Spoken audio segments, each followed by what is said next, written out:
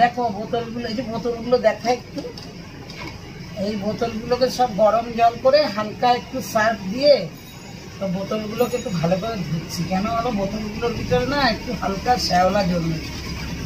হ্যাঁ, তোমাদের বাড়ি বোতলগুলো থাকলে এইভাবে ধুয়ে নিও।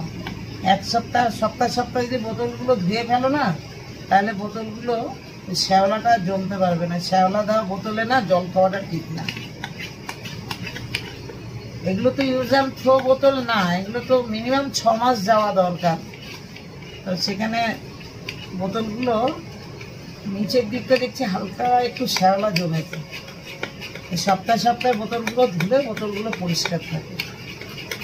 তোমাদের বাড়িতে বোতল থাকলে এইভাবে গরম জলের মধ্যে অল্প সার্ফ দেবে, বেশি না, দিয়ে বোতলগুলো ধুয়ে নেবে।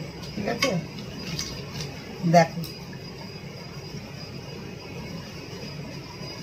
ঠিক আছে বন্ধুরা, গুড মর্নিং।